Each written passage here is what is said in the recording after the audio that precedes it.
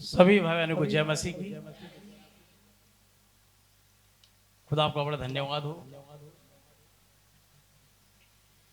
कि खुदा ने भाई के मुझे इज्जत दी, तमाम सम्मान दिया। और वास्तव में अगर मसीह में ना होता तो शायद इज्जत मान सम्मान मुझे ना मिलती, क्योंकि मीटिंग है, कन्वेंशन है, हमारे बीच में बड़े बड़े योद्धा है भाई, हमारे बुजुर्ग भाई रॉबिन्सन, भाई आलोक, भाई दिव्यांशु, भाई अविनाश, इतने बड़े बड़े योद्धा। और इन योद्धाओं के बीच में क्या बोलूंगा, लेकिन फिर भी खुदा ने मुझे अनुग्रह दिया। जब अनुग्रह दिया है तो बोलूंगा जरूर। तो सबसे मैं ये कहना चाहूंगा, मेरे आंखों में आंसू भी है कि हम जो लोग हैं, जो परमेश्वर के बेटे बेटे अपने आप को कहते हैं, मैं हाथ जोड़ के विनती करूंगा पौलुस की तरह, अपने अपने घरों में जाके एक प्रभाव मैसेज और एक रिस्पेक्ट मैसेज ये जरूर जाके पढ़ें। क्योंकि हम लोगों ने एंड टाइम मैसेज के बिलीवर लोगों ने इस दुनिया के ऊपर, इस समाज के ऊपर क्या प्रभाव छोड़ा है, तब इस मैसेज को पढ़ोगे तब जाके पता चलेगा कि हम कैसे बिलीवर हैं। अब ये मत कहना कि दुनिया के लोग हमें कहते हैं ये पागल है, दुनिया के लोग हमें कहते हैं ये सनकी है। ये सारी बातें यीशु मसीह को भी बोली गई, लेकिन यीशु मसीह ने कभी भी किसी को लौट के ये नहीं कहा कि मैं पागल नहीं, तू पागल है।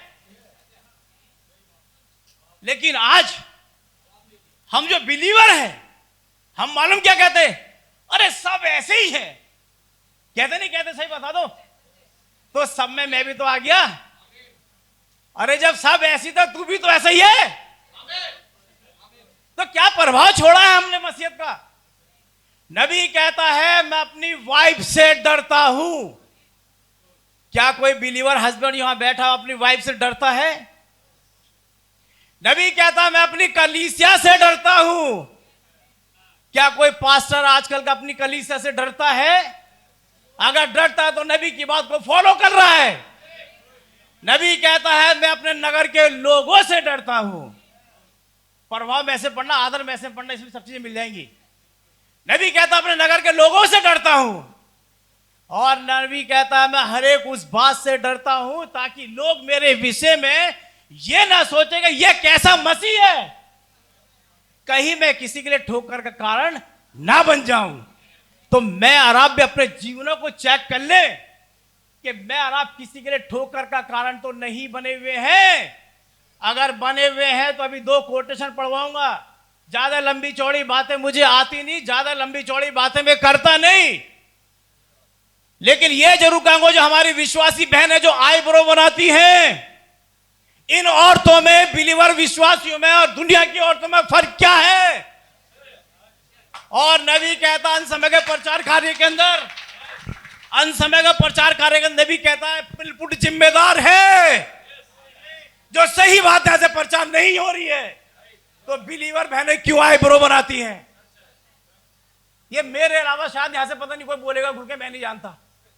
और मैं परवाह नहीं करता मुझे दोबारा मौका मिले ना मिले, क्योंकि नबी एक मैसेज में कहता उजियाले को चमकाना, नबी कहता जहां पर लाइट चमकती है वहां पर लाइट चमकाना बहुत आसान है, और जहां पे अंधियारा लाइट हमें वहां पे चमकानी है। इसलिए मेरा और आपका काम यहां पे किया है। मेरा आप क्यों आए हैं? मैं भाई आज से पढ़वाऊंगा कोटेशन, मैं कैसे जयवंत हो सकता, पेज नंबर 15 और पैरा नंबर 35। और जिस किसी को लगे कि ये बात मेरे ऊपर है तो मैं किसी को टारगेट प्रीचिंग नहीं कर रहा हूं, नबी का कोट पढ़ रहा हूं, क्योंकि मैं और आप नबी के फॉलोवर हैं। अगर किसी को लगे ये बात मेरे लिए है तो अपना सुधार कर ले। पढ़िए भाई। हालेलुया। मैसेज में कैसे जयवंत हो सकता हूं? मैसेज में मैं कैसे जयवंत हो सकता हूं, ये पर्सनली मैं है। ये नबी ने बताया कि कैसे जयवंत हो सकता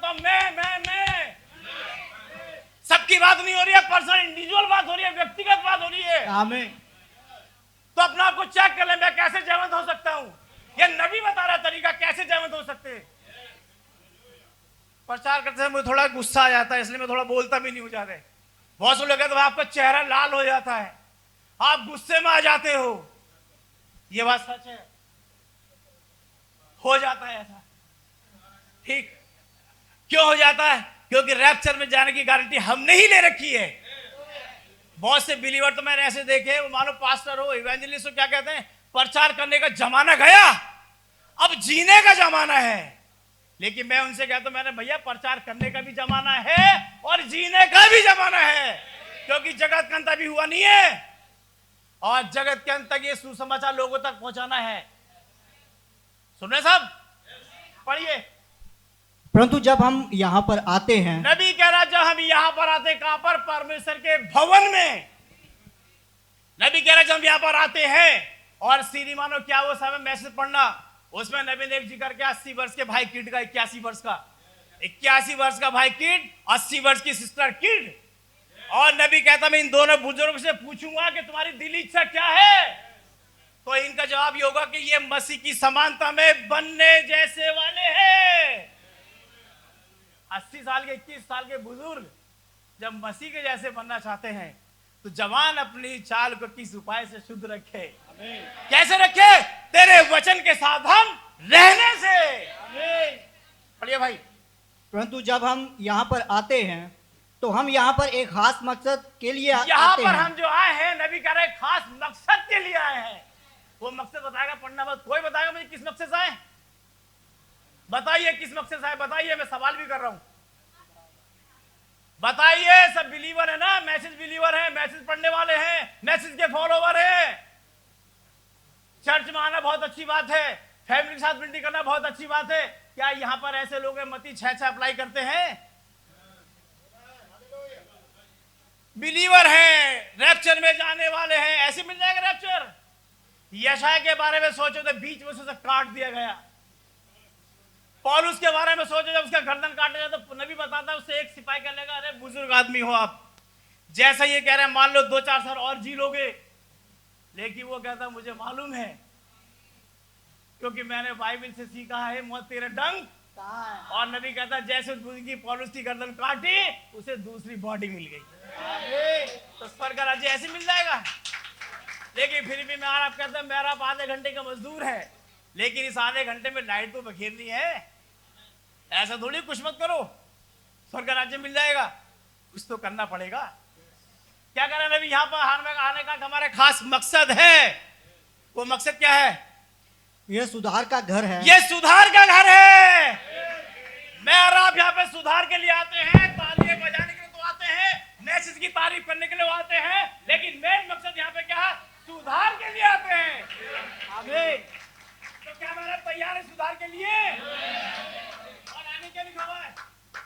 यह सिंहासन है, ये परमेश्वर का सिंहासन है। ये परमेश्वर का सिंहासन है, जिसे वेदी कहते, पुलपुट कहते हैं। ये परमेश्वर का सिंहासन है और सिंहासन में राजा विराजमान है। ये उसकी जनता बैठी है और जनता क्या करेगी? अपना सुधार करेगी। आमीन।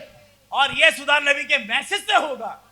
पढ़िए भाई। और ये परमेश्वर का सिंहासन है, ये परमेश्वर का सिंहासन है और न्याय परमेश्वर के भवन से ही और निकलकर न्याय बाहर आ यहीं जाता से है। शुरू होगा।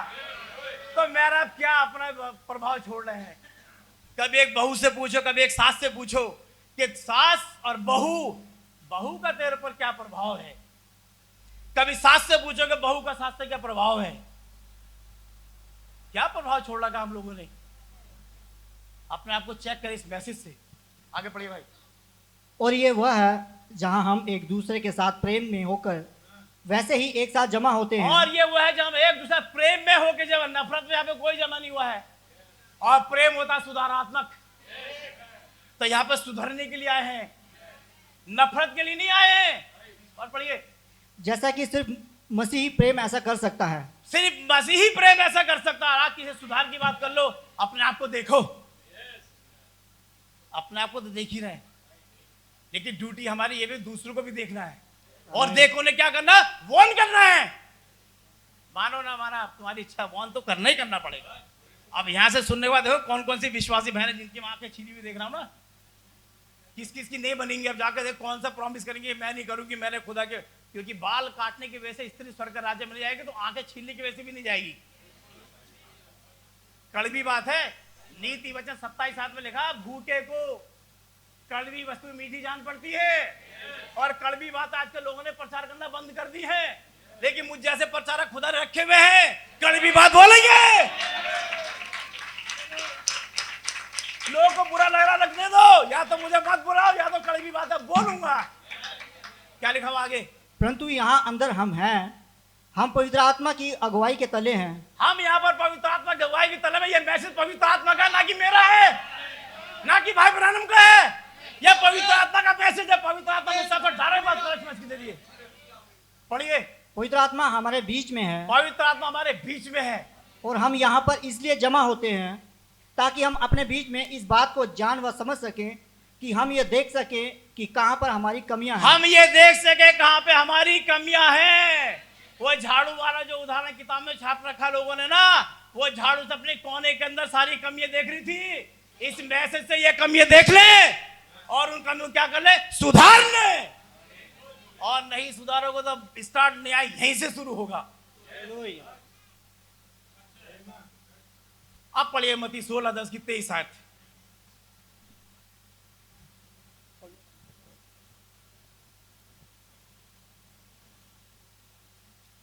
मत्ती 16:10 की 23 आयत। थोड़ा सा 5-10 मिनट का समय है, ज्यादा नहीं है मेरे पास, ज्यादा बोलता भी नहीं हूं मैं। उसने मुड़कर पतरस से कहा, उसने फिरकर पतरस से कहा, क्या कहा? हे शैतान, मेरे सामने से दूर हो। पतरस शैतान था है, लेकिन पतरस के अंदर शैतान था। ऐसी मेरी आपकी बॉडी के अंदर आज शैतान बैठा बहुत सारे लोगों की, क्योंकि खुदा इस बॉडी का इस्तेमाल करता है तो शैतान भी इस बॉडी का इस्तेमाल करता है। बस पहचानना इस नबी के मैसेज से। यीशु ने से फिर कर कहा, हे शैतान दूर हो, मेरे सामने से दूर हो, और फिर तू मेरे लिए ठोकर का कारण तू है। मेरे लिए ठोकर का ना। जो इतने लोग किसी के लिए ठोकर का कारण बनते हैं, मेरा एक आदर का मैसेज वो पढ़वाएंगे भाई साहब भी, जितने किसी के लिए ठोकर का कारण बनता उन सबके अंदर शैतान विराजमान है। आप मानो या मत मानो, ये बाइबल कह रही है। इसलिए कोई किसी का ठोकर का कारण बनता तो जाके उससे सॉरी बोल दो, जाके माफी मांग लो, छोटे बन जाओ, क्योंकि नबी कहता है ऊपर जाने का रास्ता नीचे से शुरू होता है।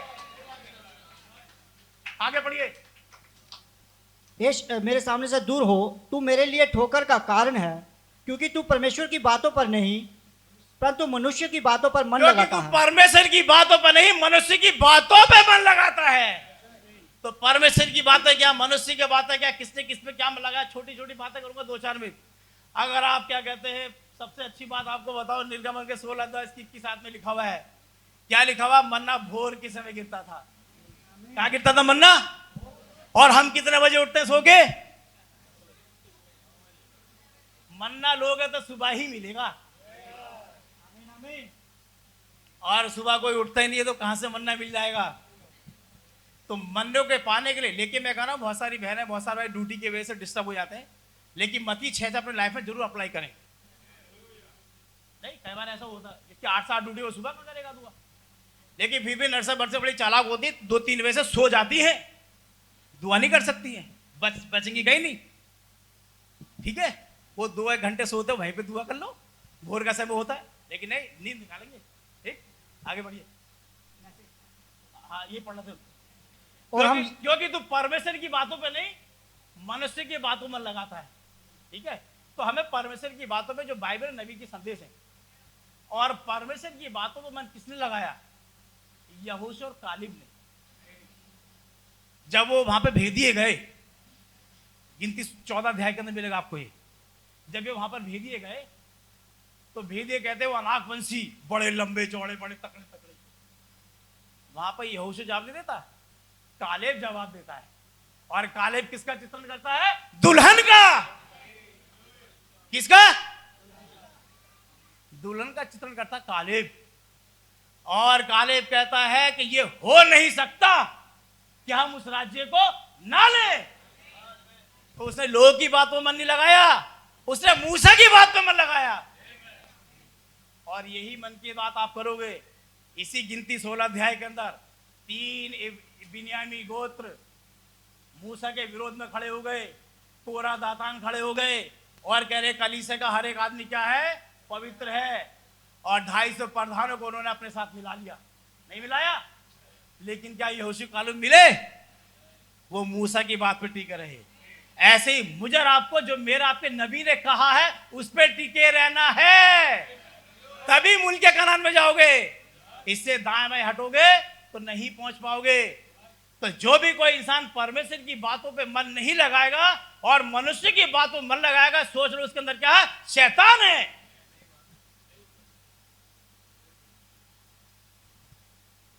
यूहन्ना 9 अध्याय पढ़ोगे आप, उसके अंदर अंधा लड़का था जो बचपन से अंधा था। और क्या कहते हैं, जब उसकी खुदा ने आंखें खोली तो 9:24 में पढ़ना यूहन्ना के अंदर, फरीसी सदूकी उससे आके कहते हैं हम जानते ये पापी है। क्या कहते हैं यीशु मसीह के लिए? हम जानते ये पापी हैं। लेकिन क्या उस लड़के ने इन मनुष्य की बातों में लगाया? उसने उन लड़की की उन लोगों की बातों में लगाने का, मैं इतनी बात जानता हूं, तुम इसे पापी कहो चाहे इसे तुम कुछ भी कहो, मैं जानता हूं मैं अंधा जन्मा था, इसने मेरी आंखें खोल दी। ऐसी भाई बहन के विषय में चाहे कोई कुछ भी कहे, कोई अच्छा कहे चाहे बुरा कहे, जब से ये मैसेज मेरे पास आया उसने मेरी आंखें खोल दी। हमें दुनिया को नहीं देखना है, हमें सिर्फ मैसेज को देखना है। और यही मैसेज है, विश्वास, सद्गुण, समझ, संयम, भाईचारा, भाईचारे की प्रीति, ये प्रेम है, यही 7 गर्जनाएं हैं। क्योंकि नबी कहता है ये इसके अंदर है लेकिन लिखे नहीं है, लेकिन है इसके अंदर। अगर बाहर से लिखेंगे तो इसमें घटा देंगे, बढ़ा देंगे। लेकिन उन लोगों के खिलाफ जो कहते हैं कॉलमन भाई पे रिवील्ड हुए, गलत कहते हैं वो लोग, खुलेआम कह रहे हैं सब लोगों से, कॉलमन भाई के अगेंस्ट में नहीं हूं मैं। लेकिन ये जो कहते हैं कॉलमन भाई पे रिवील्ड हुए, हाँ मैं ये जरूर कहता हूं कॉलमन भाई ने इन पे जोर दिया, लेकिन रिवील्ड हमारे नबी पे हुए। और नबी के मैसेज से भाई कॉलमन ने सीखा। ठीक है साहब? तो हमें क्या करना, मनुष्य की बातों पे नहीं, परमेश्वर की बातों पे मन लगाना है। जैसे कि उस औरत ने लगाया, नबी कहता ये प्रभाव है उस औरत का। जब उसने उसे कुत्ते कहा, नहीं, उसने अपना प्रभाव उसके ऊपर क्या छोड़ा। और बाइबल बताती है यीशु मसीह ने कहा जा तेरे विश्वास के अनुसार हो। और आदर मैसी के अंदर सूबेदार के लिए नहीं बताता है। क्या उस सूबेदार को नहीं मालूम था कि इसे लोग पागल कहते हैं, इसके दुष्टात्मा कहते हैं, सारी बातें नहीं मालूम है उसे? मालूम थी उसे भी, लेकिन वो जानता था वो एक अधिकारी था। और उसके ऊपर ये चीज रिवील्ड हुई कि जब मैं एक अधिकारी हूं, जब मैं एक से कहता हूं आ तो वो आता, जब एक से कहता हूं जा तो वो जाता है। और आदर मैसेज में नहीं बताता है कि वो सूबेदार जानता था सारी बीमारियों का अधिकार इस मनुष्य पर है जो प्रभु कहलाता है। और ये मेरे उसके लिए बोलेगा, सर्वेंट के लिए, और मेरा सर्वेंट क्या हो जाएगा, ठीक हो जाएगा। तो उसने लोगों की बातों पे नहीं, परमेश्वर की बातों पे मन लगाया। तो ठीक मैं और आप मनुष्य की बातों पे मन ना लगा के बाइबल प्लस मैसेज पर ही मन लगाएं। खुद हम सबको आशीष दे। God bless you. जय मसीह की। इतना ही मैसेज है।